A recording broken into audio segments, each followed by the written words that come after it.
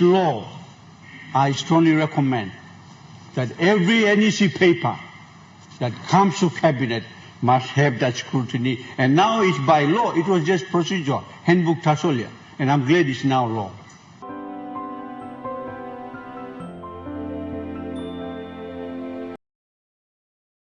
To workers. While we welcome those decisions, my question to the Minister.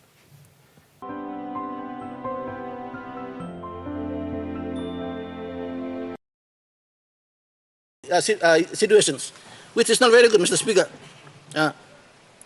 Mr. Speaker, this is the first month of 2022. Prime Minister, in the statement before he took over the government in 2019, and the Forest Minister made in this floor of the Parliament that 2019.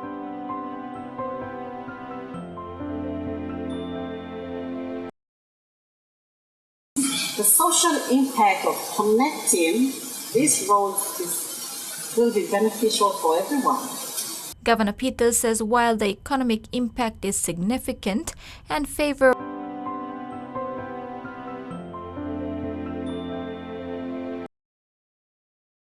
as the member for Trave, for the people of Trave, Simbu and Papua New Guinea, I have played my part to defend the Constitution with the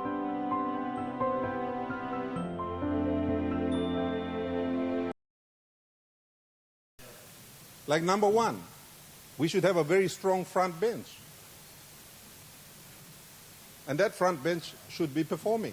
That front bench should be reporting, not just on the floor for the benefit of the opposition, but for the benefit of the people of Papua New Guinea.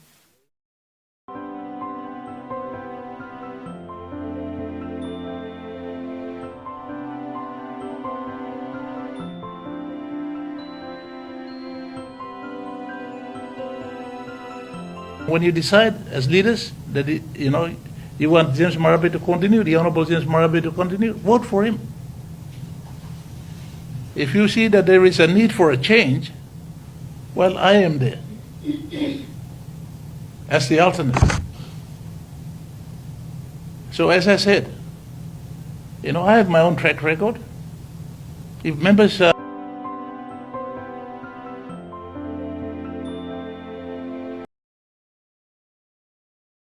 been members on discussions regarding the development of their land for the purposes of extractive industries. Can the two ministers before this House, can there be amendment made to the acts of the extractive industries so that can allow the presence of open members to be, instead of being spectators on the land?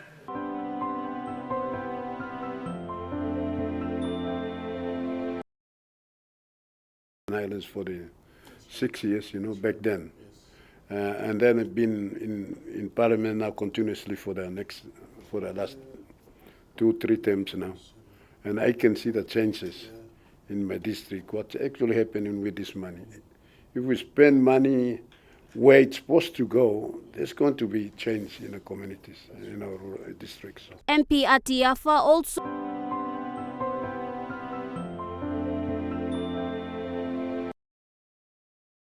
unconstitutional by the Supreme Court quite some time ago and been put in the too hard basket. But the very preamble that my colleague MP has raised concerning the rife law and order situation in the country now compels this House to seriously look into managing and controlling the movement of human beings in this country so that human beings in this country can live peaceably, feel safe to walk the streets, feel safe to go to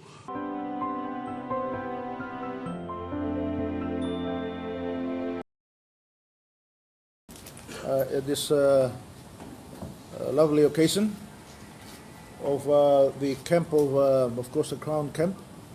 The government leaders gathering here at the Crown Hotel. I want to thank all our supporters and all our friends right throughout the country for giving us an excellent opportunity to put a very strong government in 2017 with a very strong mandate of 29 votes to PNC party.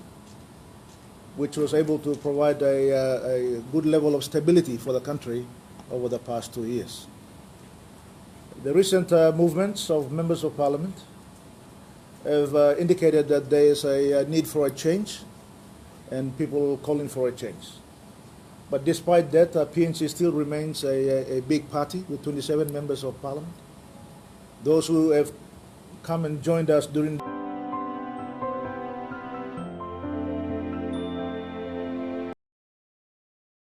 Me like sabi, when in time, but you look sabi, but people were Eastern Islands. Long this road, important road, an economic road. You don't talk about economic road, then you put the money, go come planning hub. Some hub, you walk in road, you go hub, we no money stop long. You walk about the road. Now you look him, you go look him. How all people stop. Number stop. Walk coffee, when you can something like the car side stop, the road. Now government even look seven on this plan. Rombla time he come. Now be like ask him, Minister of Works. True, there's no money. Government even look him, allocate him, they plug him talk sabe. Or no got. Now suppose no got.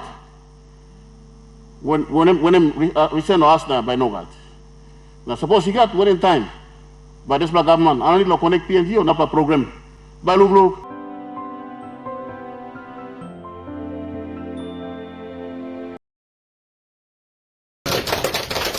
And we all know that the substantive matter will be had tomorrow. Yes. And so we wouldn't like to get deeper in the case. We'll leave that with our lawyers to deal with.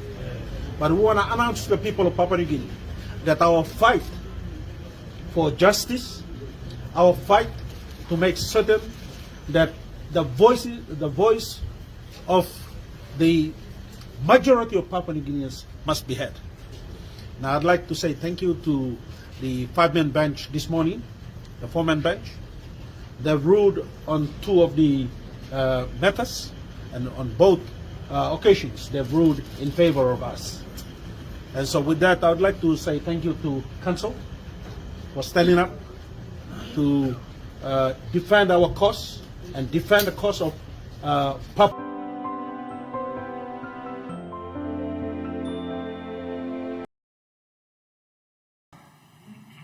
The other complex issue of gender-based violence, that it involves the very people that we love and care and share and trust.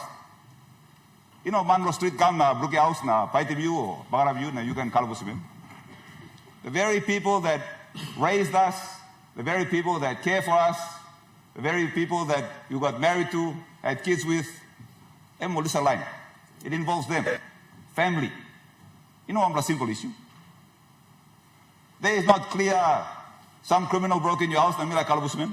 Or fighting you, namila kalabusimen. Or raping me, namila kalabusimen. This is a complex problem that needs complex solutions. But the fact remains, it is getting worse. I recall in the last parliament, I gave a similar speech. We're back here giving the same speech. The only difference is, it's gotten worse. That's the difference. And it'll continue to get worse.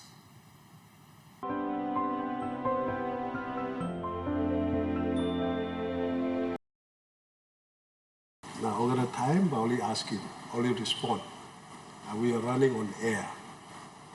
Maybe I don't have money. As well, Mosem. I approached one time a minister for livestock and committee, provincial government, district government, walk cow, no look at the cow. This minister continues to respond. He's got no money. Department blogan, ministry blogan don't have money forever, almost since 18 months of office plan.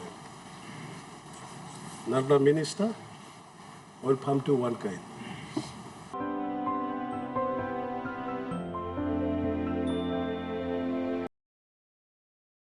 You know, Sari Monpla, man, talk law, cutting cost of operations block government. He come down so that you may live within our means and we don't have to go out and borrow. So I must play budget speech miarim, plain law ministers miarim, no government talk law, cutting cost of operation. Suppose you run your private business, by you looking for cost-cutting pastime. We've never done that. So I think, Prime Minister, while you're answering all these other questions, you might also enlighten us. Wouldn't it be wise to also look at cost-cutting as a means of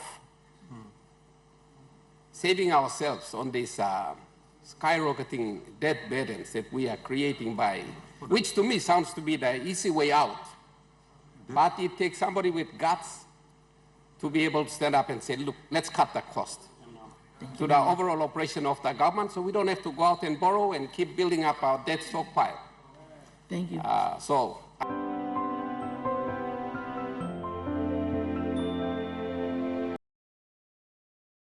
The power that we have, the mandate we have, is given to us by the people.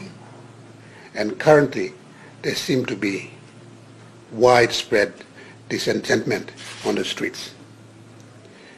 You don't have to go far to actually have a look. A lot of things in this country are not happening well, so I've decided that because of that, I've sort of felt our government has lost its legitimacy. And being in that cabinet,